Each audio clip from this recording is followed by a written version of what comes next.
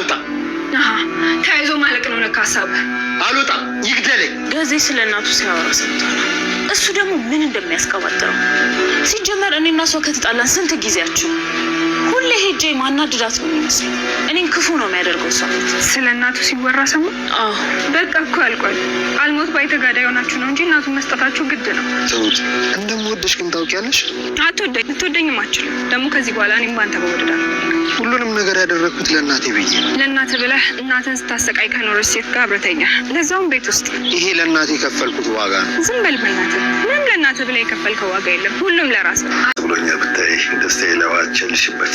ቆይ ምን ይታይሃል? ደስታ ሀብቴን በሙሉ ለራሴ ጠቅልለው መኖር። ወይኔ ቤቲ ምን ይታይሃል እኮ ነው ያልኩህ። የሚታየኝን እየነገርኩሽ ነው። ዛሬ ሁሉም ነገር ያበቃል። ገዜ ፊቴ እየታየህ አይደለም? ምን ሆነሽ?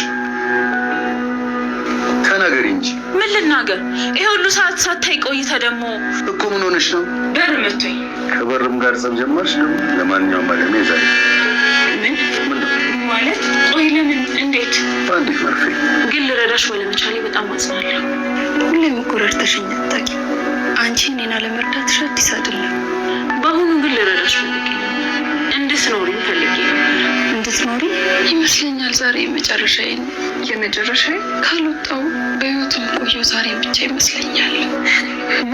ትንሽ እሷን አደጋ ላይ በመጣል እንግዲህ አሁን ላይ ማለት ነው ያው አለምዬን አውጥታ ወደ አባባ ቤት ለመውሰድ ባለችበት ሰዓት አቶ ገዛኝ እንግዲህ ከች ብሏል ማለት ነው። ግን ደግሞ ያው አለምዬ እንድትደበቅ አድርጋለች። እንዲሁም ደግሞ ትሁት ነበረች ፊት ለፊት የመጣችው። በእርግጠኝነት አቶ ገዛኝ እንግዲህ አለምዬን የሚያያት አይሆንም ብዬ አስባለሁ። ምክንያቱም በርቀት ነው። ግን ደግሞ ከቤት ሂዶ እሷውን እንግዲህ በአንድ መርፌ እሷን እገላታለሁ በማለት እንግዲህ ለቤቲ ሲናገር ነበረ። ከቤት ባጣ ሰዓት በእርግጠኝነት ትሁትን ሊጠረጥራት ይችላል እንጂ አሁን ላይ ምንም ነገር ሳያያት ወይንም ደግሞ ከዛ ቤት ወጥታ ወደ አባዬ ጋር ትሄዳለች ማለት ነው። አሊያም ደግሞ ተመልሳ ወደ ነበረችበት ቦታ ለትሁት ስትል ማለት ነው ወዳለችበት ወይንም ደግሞ ወደ ነበረችበት ክላስ የምትመለስ ይሆናል ብዬ ነው የማስበው። እናንተም ያላችሁን ሀሳብ አስተያየት ኮሜንት ላይ አስቀምጡ። አለምዬ እንዲሁም ደግሞ ትሁት ከዚህ በላይ መሰቃየት የለባቸውም። ትሁትም በእነሱ ምክንያት እንደዚህ መሆን የለባትም የምትሉ እንግዲህ ሀሳባችሁን በኮሜንት ማስቀመጥ ትችላላችሁ። ቪዲዮን ላይክ በማድረግ ጀምሩ። ያው ትሁትና እንዲሁም ደግሞ ናቲ አሁን ላይ ማለት ነው በትንሹም ቢሆን እየተቀራረቡ ወይንም ደግሞ ናቲ እውነታውን እያወቀ መጥቷል ማለት ነው። ምክንያቱም በአንድም በሌላ በእርግጠኝነት ትሁት ተገዳና እንደዚህ የሆነችው ወይንም ደግሞ የናቲ እናት በህይወት የለችም ብላ የተናገረችው ተገዳ እንደሆነ በእርግጠኝነት በቅርብ ይደርስበታል ማለት ነው። ምክንያቱም እንግዲህ ያው ክፉዋ መልካም ሆና አገኘዋት ሲላት የነበረችው እንግዲህ ቤቲ አሁን ላይ እንግዲህ እናቱን በጣም እንደምታሰቃያት እንደምደበድባት በሙሉ አቶ ገዛኸኝ ጋር በመተባበር ሁለታቸው እንደሚያሰቃዩት በግልጽ ደርሶበታል ማለት ነው። ምክንያቱም እንግዲህ ቤቲና እንዲሁም ደግሞ ራሱ ማለት ነው ከአቶ ገዛኸኝ ክላስ በነበሩበት ሰዓት ያው እናቴ ሁሉን ነገር ሰምቷል። አቶ ገዛይ ለቤቴ እየተናገረ ነበረ።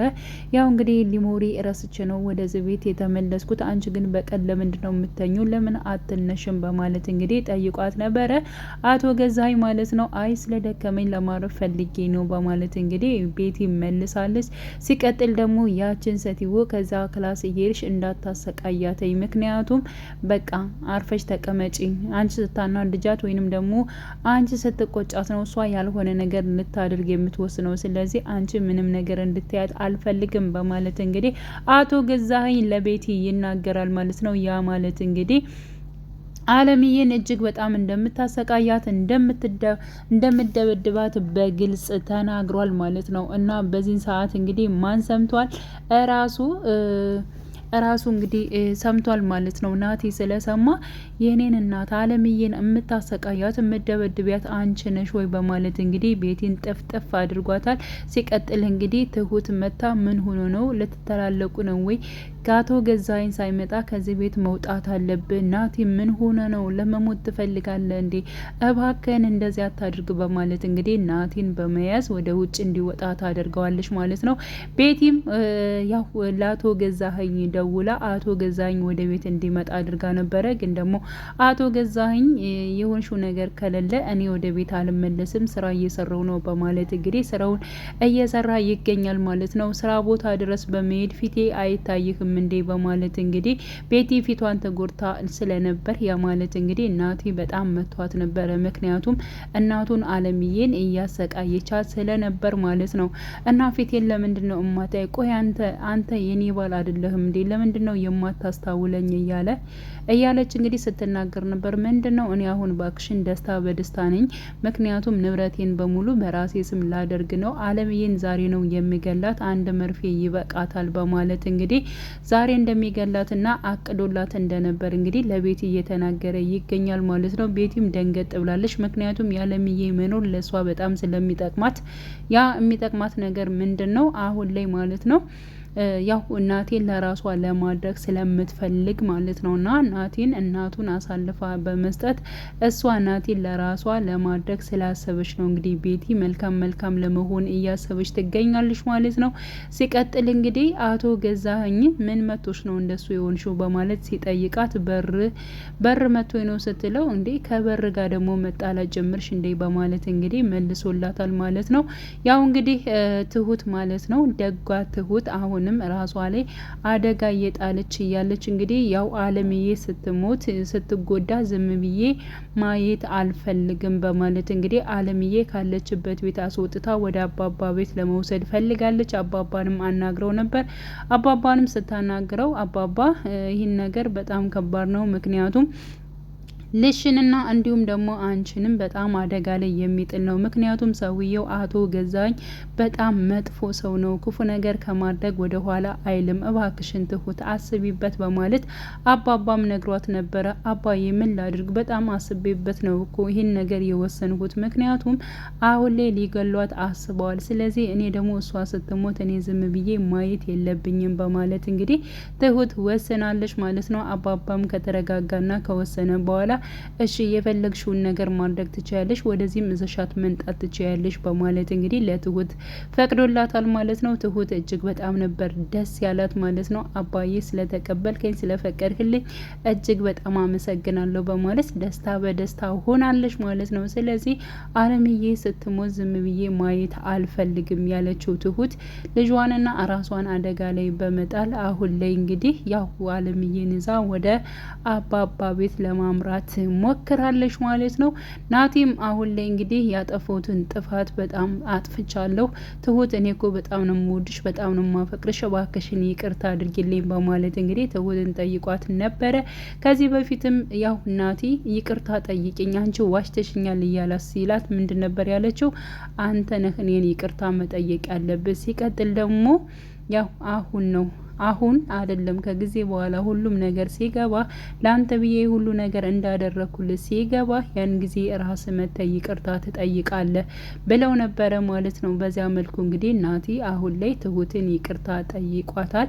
ሲቀጥል ደግሞ ትሁት ምን ብለዋለች? ጊዜው ረፍዷል ብለዋለች ማለት ነው። ስለዚህ እንደምንም ብለህ እናት ግን ማትረፍ አለብህ፣ በቃ ስለዚያ ጉዳይ እኔን እንድጠይቀኝ አልፈልግም በማለት እንግዲህ ትሁትም አስጠንቅቀዋለች ማለት ነው። ስለዚህ አሁን ላይ ትሁት በእርግጠኝነት ትሁትና ናቲ ያው ይቀራረባሉ። እንዲሁም ደግሞ የትሁትን ነገር ያንዳንዱ ማለት ነው አለምዬ ስለምታቅ አለምዬን በጣም ነው የምትረዳት። ምክንያቱም ትሁት ራሷን አደጋ ላይ በመጣል ለአለምዬና እንዲሁም ደግሞ ለናቴ በጣም ብዙ መስዋዕትነት አድርጋለች ማለት ነው። ስለዚህ አቶ ገዛኸኝ ደግሞ ውሳኔው በጣም ከባድ ነው የሚሆነው።